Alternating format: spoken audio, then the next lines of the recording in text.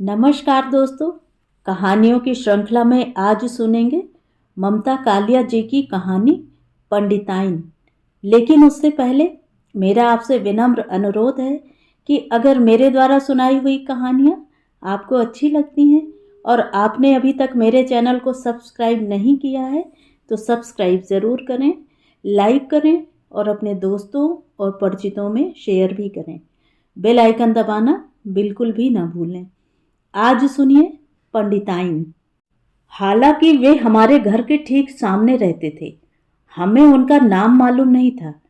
Colony की संस्कृति यही है, अगर गेट पर नेम प्लेट लगी है तो अवगत हो जाइए, अन्यथा अपनी अनभिज्ञता में मस्त रहिए। सिर्फ घरों में आने जाने वाले धोबी, जमादार और नौकरों के जरिए छिटपुट जानकारी का आदान प्रदान हो जाता है। वे सीडीएफ पेंशन में छोटे मोटे अधिकारी थे। उनके दो बेटे साथ में रहते थे। एक लड़का हाई स्कूल में पढ़ रहा था और दूसरा प्रतियोगी परीक्षाओं की आड़ में अपनी बेरोजगारी ढकने का वर्षों से प्रयत्न कर रहा था। अभी पिछले साल सुनने में आया कि उम्र अधिक हो जाने से अब वह प्रतियोगी परीक्षाएं देने की स्थिति में भी नहीं है। कॉलेज में चतुर्थ श्रेणी की कुछ रिक्तियों के लिए विज्ञापन छपने पर जो कई सैकड़ा आवेदन पत्र प्राप्त हुए, उनमें एक अवधेश राय का भी था। उसका पता पढ़कर जिज्ञासा हुई कि अपनी कॉलोनी का आखिर यह कौन आदमी है जो दफ्तरी चपरासी, बुक लिफ्टर जैसे पद के लिए कोशिश कर सकता है। नंबर मिलाकर देखा, सामने वाले मकान का था। मैंने उसे बुलाकर समझाया कि यह पद उसके योग्य नहीं है।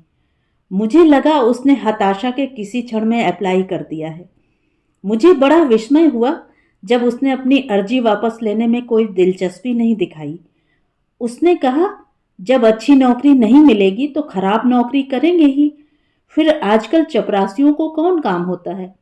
शाम से धूप में खड़े होकर बीड़ी पीते हैं या स्टूल पर बैठे रहते हैं।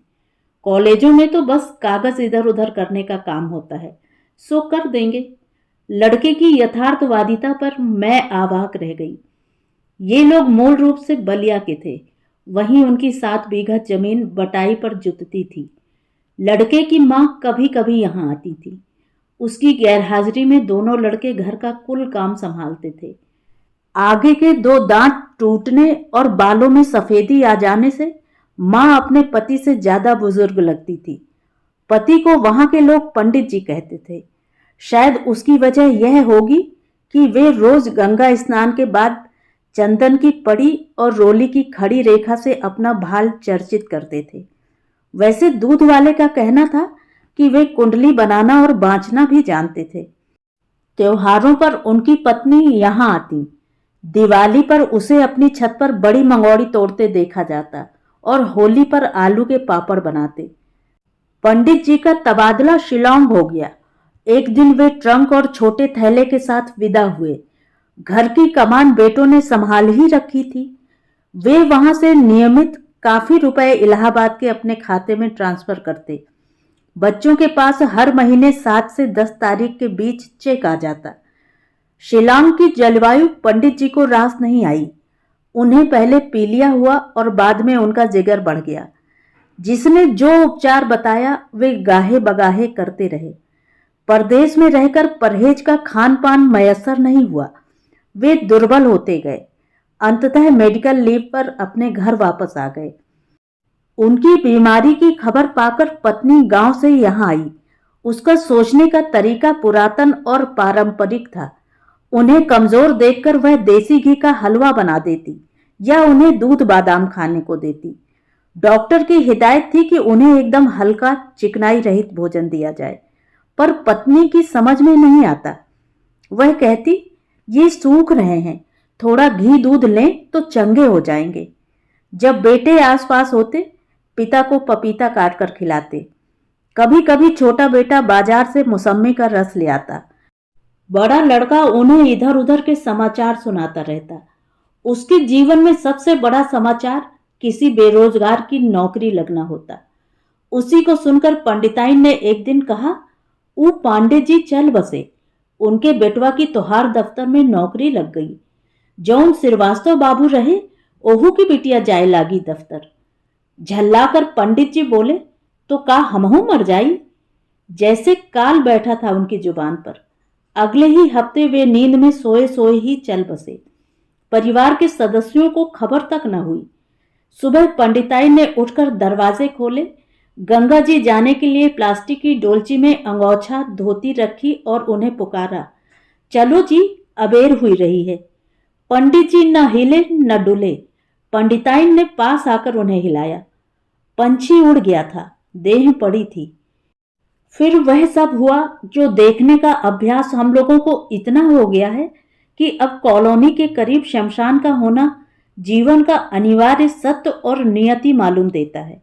बेटे भर आंख रोए। मां काठ की मूरत बन बैठी। उसी दिन पंडित जी की वृद्धा मां को भी देखा, जो अंदर के कमरे में निर्वस्त्र रहती थी। मां बार बार कह रही थी, मुनुआ को बलिया ले चलो, वहां प्रसादी लाल की दवा खाकर ठीक हो जाई। बड़े बेटे की पत्नी भी 2 छोटे बच्चों के साथ अगले रोज बलिया से आ गई। दफ्तर के सहयोगियों ने दौड़ भागकर 6 महीने के भीतर पंडिताइन की पेंशन और बेटे की नौकरी की व्यवस्था कर दी। कदाचित यही जीवन का नैरंतर्य है कि बेटा पिता के स्कूटर पर पिता की कमीज पहनकर ऑफिस जाने लगा। बड़े बेटे की साइकिल छोटे बेटे को मिल गई। जिस कमरे में पंडित पंडिताइन सोते थे, अब बड़े बेटे बहू के काम आने लगा। कई दिनों तक पंडिताइन नजर नहीं आई। पहले अनुमान हुआ कि वह गांव चली गई है। अचानक वह एक दिन हमारे घर आकर रोने लगी। उसे 21.25 रुपए की जरूरत थी। सवेरे बेटे से मांगे तो उसने साफ इनकार कर दिया। अंदर के कमरे में पंडित जी की फोटो लगी थी। जाले निकालते हुए फोटो गिर पड़ी और उसका शीशा तिड़क गया। कई बार उन्होंने बेटे को याद दिलाया कि फोटो का शीशा बदलवा दे, पर वह आजकल करता रहा। वे रोज सब्जी लेने जाती थीं। वहीं बाजार में तस्वीर मढ़ने वाली दुकान पर वे फोटो दे आईं। आज फोटो वापस मिलने की बात थी। दुकानदार को 20 रुपए देने थे। फिर एकादशी भी थी। एकादशी को पंडित जी अपने पंडे को 1.25 रुपया दक्षिणा देते थे। वह नियम भी कई महीनों से निभाया नहीं गया था। पंडिताइन कलप रही थी। वो बीच बाजार दुकान पे गिरव पड़े हैं। बचवा 20 रुपया में छुड़ाऊ नहीं लेत। उन्हीं का खाएं बखेरे, उन्हीं को बिसराएं। रुपए हमारे घर से तत्काल दे दिए गए, पर उनकी व्यथा ने मनुष्य स्वभाव का जटिल अध्याय खोलकर दिखा दिया। पंडिताइन लगभग अनपढ़ थी। बस नाम साक्षरता उनके पास थी, अर्थात किसी तरह अक्षर अक्षर जोड़कर अपना नाम कागज पर उतार लेती। पंडित जी का बैंक खाता, राष्ट्रीय बचत पत्र सब संयुक्त था, पर दोनों बेटों का नाम उन्होंने नॉमिनी में दे रखा था। बड़े बेटे ने मां से कहा, नाम लिखे आवे के 100 खतरे हैं अम्मा, तुम कुछ जानो न बूझो। कहीं बैंक में को तुमसे दस्तखत करवा ले तो तुम लुट जाओ। पंडिताइन डर गई। बेटा, हम समझें न बूझें, तुम करो हिसाब किताब। बेटे ने उनसे 2 कागजों पर दस्तखत ले लिए। अब तुम चैन से बैठ, दोनों जून चुपड़ी खाओ। बेटे ने बैंक और डाकघर खाते के सभी अधिकार अपने कब्जे में ले लिए। उसने अपनी मां को जीवन के धुर पिछवाड़े में डाल दिया। अब लुटी पिटी पंडिताइन 20 रुपए के लिए दर दर भटक रही है। कैसे कहे कि वह अपने पेट के जाय से ठगी गई है। तो ये थी कहानी। कहानी आपको कैसी लगी कमेंट करके ज़रूर बताएं।